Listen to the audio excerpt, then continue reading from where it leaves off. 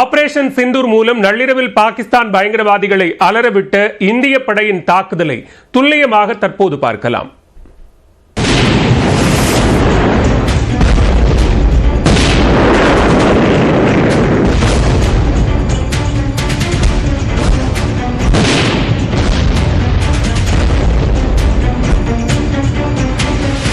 புதன்கிழமை அதிகாலையில் பாகிஸ்தானில் செயல்படும் தீவிரவாதிகளை அலறவிட்ட இந்திய படைகளின் அதிரடி தாக்குதல்தான் இது.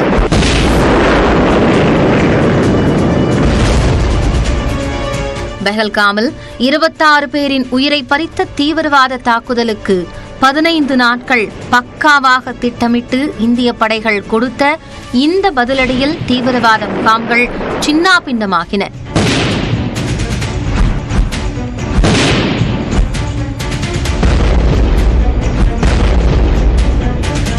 புதன்கிழமை அதிகாலை 1:05 மணிக்கு ஆபரேஷன் சிந்தூர் என்ற பெயரில் பாகிஸ்தான் மற்றும் பாகிஸ்தான் ஆக்கிரமிப்பு காஷ்மீரில் செயல்படும் தீவிரவாத முகாம்கள் மீது தாக்குதலை தொடங்கியது இந்தியா.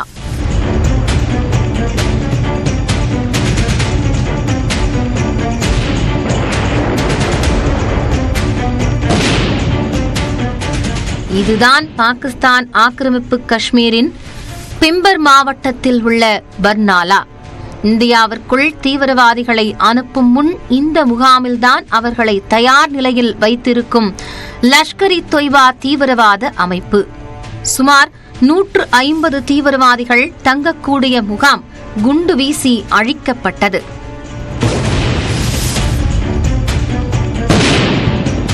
இது பாகிஸ்தான் ஆக்கிரமிப்பு காஷ்மீரில் உள்ள கோட்லியில் ஹிஸ்புல் முஜாஹிதீன் மற்றும் ஜெய்ஷ்-இ-முகமது தீவிரவாத அமைப்புகளின் பயிற்சி மையங்கள் சின்னாபின்னமான காட்சி.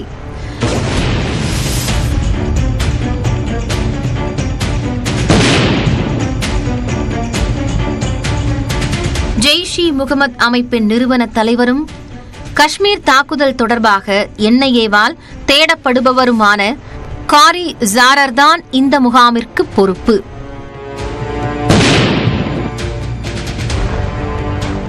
நீங்கள் பார்க்கும் இந்த சர்ஜால் பகுதி இந்திய எல்லையில் இருந்து வெறும் 6 கிலோமீட்டர்களின் தாக்குதலில் இருந்து தப்பவில்லை.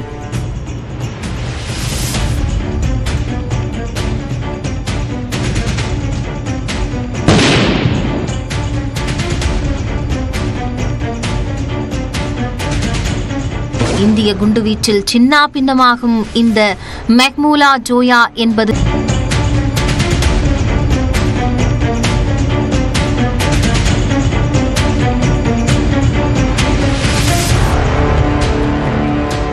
லஷ்கர்-இ-தொய்பா 25 ஆண்டுகளாக ஆண்டுக்கு 1000 பேருக்கு பயிற்சி அளிக்கும் இம்மையத்தின் மீது அடுத்தடுத்து 4 முறை இந்திய படைகள் தாக்குதல் நடத்தி அழித்த காட்சி இது.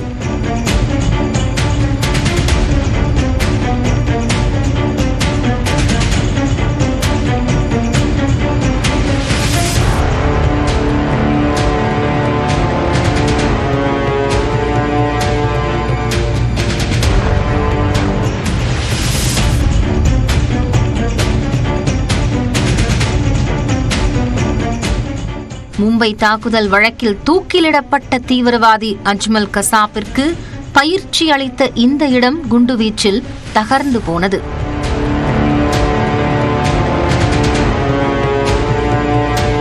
அடுத்த முக்கியமான தீவிரவாத தளம் பஹ்வல்பூரில் உள்ள இந்த பகுதி. இங்கிருக்கும் ஜெய்ஷ்-இ-முகமது தீவிரவாத இயக்கத்தின் தலைவர் மசூத் அசாரின் வீடு இந்திய படைகளின் தாக்குதலில் கடுமையாக சேதமடைந்தது.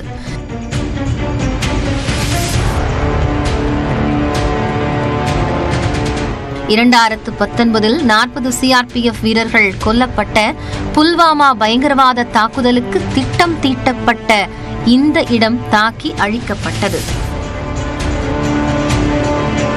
இவ்வாறாக பாகிஸ்தான் மற்றும் அதன் ஆக்கிரமிப்பு காஷ்மீரில் அடுத்தடுத்து 25 நிமிடங்களில் 9 தீவிரவாத முகாம்கள் புதன்கிழமை அதிகாலையில் அழிக்கப்பட்டன.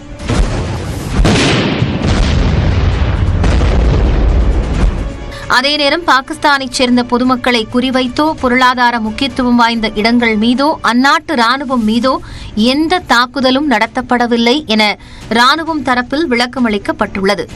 இந்திய படைகளின் ஒவ்வொரு தாக்குதலையும் பிரதமர் நரேந்திர மோடி கண்காணித்தபடியே இருந்தார். ஆபரேஷன் சிந்தூருக்கு அந்த பெயர் ஏன் வைக்கப்பட்டது என்பதை வரைகலை உதவியுடன் விளக்குகிறார் நெறியாளர் அபிநயா. பெஹல்காம் தாக்குதலுக்கு பிறகு பாகிஸ்தான் மீது இந்தியா துல்லிய தாக்குதலை நடத்தியிருக்கிறது. இந்த தாக்குதலுக்கு ஆபரேஷன் சிந்தூர் என்று பெயர் வச்சிருக்காங்க. ஏன் இந்த பெயர் வச்சிருக்காங்க அப்படின்றத நம்ம இதுல தெரிஞ்சுக்கலாம். குங்கும சிவப்பான திலகம் என்ற பொருள்படும்படி தான் இந்த பெயர் வைக்கப்பட்டிருக்கு அப்படின்னு சொல்லப்படுது. இப்போ ராணுவம் தரப்பிலிருந்து வெளியிடப்பட்டிருக்க அந்த வீடியோவிலையுமே இதுதான் லோகோவாக இடம்பெற்றிருந்தது, ஆபரேஷன் சிந்தூர் அப்படின்னு.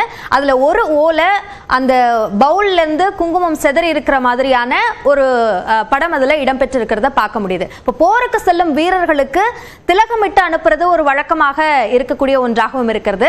அந்த வகையிலையும் இதை நம்ம பார்க்கலாம்.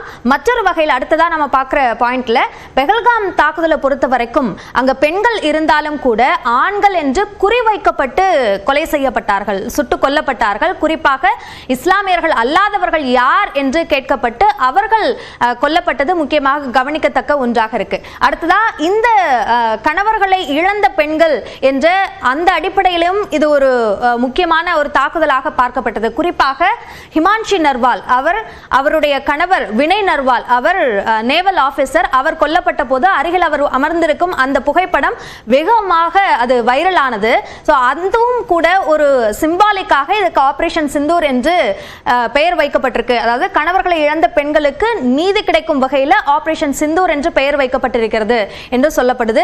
இந்த பெயர் பரிந்துரைகள் கொடுக்கப்பட்டதுல இந்த ஆபரேஷன் சிந்தூர் என்ற இந்த பெயருக்கு பிரதமர் நரேந்திர மோடி ஒப்புதல் அளித்து அந்த அடிப்படையில தான் இந்த ஆபரேஷன் சிந்தூர் என்ற பெயர் என்பது நிர்ணயம் செய்யப்பட்டிருக்கு.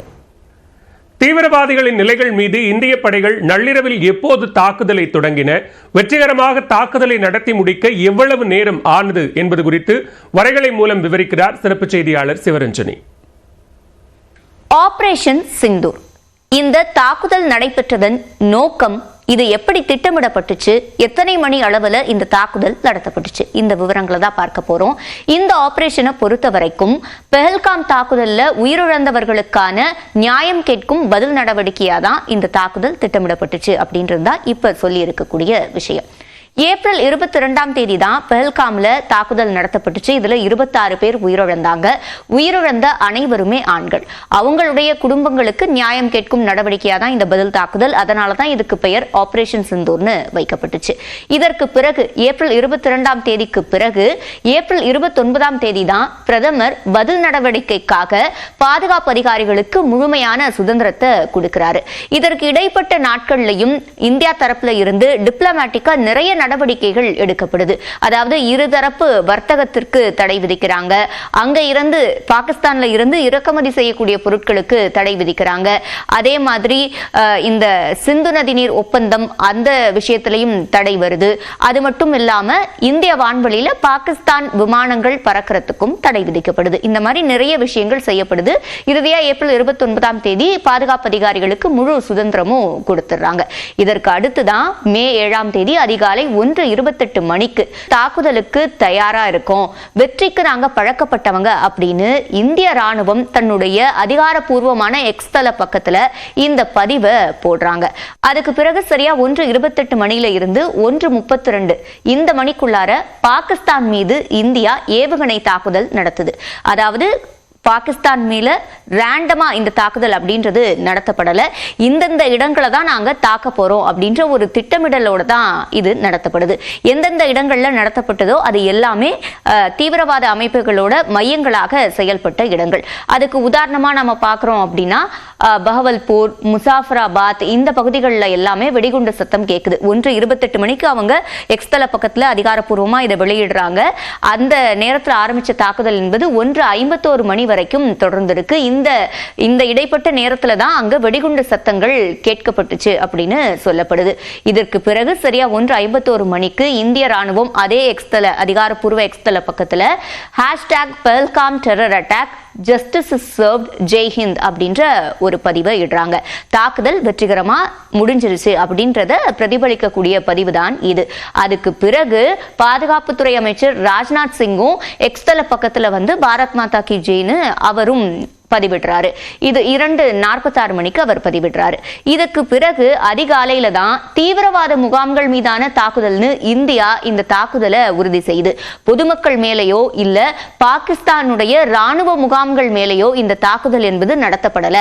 அதனால இதுல அடுத்தடுத்த நடவடிக்கைகள் தேவைப்படாது, இது எஸ்கலேட் ஆகாது, நாங்க தீவிரவாத மையங்களை மட்டும்தான் தாக்கி அழிச்சிருக்கோம்னு ஒரு தெளிவான அறிக்கையை இந்தியா கொடுக்குது. அதே மாதிரி இந்தியா பாகிஸ்தான் எல்லையில எல்லாமே தயார் நிலையில வைக்கப்படுது. காரணம், இந்த பதில் நடவடிக்கை எடுக்கப்பட்டதனால பதற்றமான சூழல் என்பது இயல்பாவே உருவாகிடும். இப்ப பாகிஸ்தான் கன் ஃபயரிங்ல ஈடுபடுவாங்க எல்லை பகுதிகளில். அதனால இந்த அலர்ட் நிலை, தயார் நிலை என்பது அமலுக்கு வருது அந்த இடங்கள்ல எல்லாம். அதுக்கு பிறகு அமெரிக்கா, ரஷ்யா உள்ளிட்ட முக்கியமான நாடுகளுக்கெல்லாம் இந்த தாக்குதல் தொடர்பான விளக்கத்தை, என்ன பதில் நடவடிக்கை எடுத்திருக்கோம், எந்த அடிப்படையில் என்ன ரூல்ஸ் இதுல ஃபாலோ பண்ணியிருக்கோம் என்பது தொடர்பா இந்தியா தரப்புல இருந்து இந்த நாடுகளுக்கு ஒரு விளக்கம் கொடுக்கறாங்க. அப்பதான் இந்த நாடுகளுடைய ஆதரவு என்பது இந்தியாவுக்கு இருக்கும் அப்படின்றதுக்காக. அதுக்கு பிறகு இந்தியாவில இருந்து அங்க மேற்கொண்ட நடவடிக்கைகளுக்கு பாகிஸ்தான் தரப்புல இருந்து பதில் சொல்லப்படுது. பாகிஸ்தானுடைய பிரதமர் குறிப்பிடுறாரு, இதை நாங்க ஒரு போராதான் கன்சிடர் பண்ணுவோம், எங்களுக்கும் பதில் நடவடிக்கை எடுக்கிறதுக்கான உரிமை இருக்குன்னு அவர் பதில் கொடுக்கிறாரு. அதுக்கு பிறகு எல்லையோர பகுதிகளுக்கான எல்லா விமானங்களையும் இந்தியா ரத்து செய்தது. எல்லையோர பகுதிகளில் இருந்து கிளம்பக்கூடியது, அதே மாதிரி எல்லையோர பகுதிகளுக்கு போகக்கூடிய விமானங்கள் எல்லாமே ரத்து செய்யப்படுறதா அறிவிக்கப்படுது. அதுக்கு பிறகு பிரஸ் மீட் வச்சு இந்த தாக்குதல் எப்படி நடத்தப்பட்டது என்பது தொடர்பான விளக்கத்தையும் இந்தியா கொடுத்துருச்சு.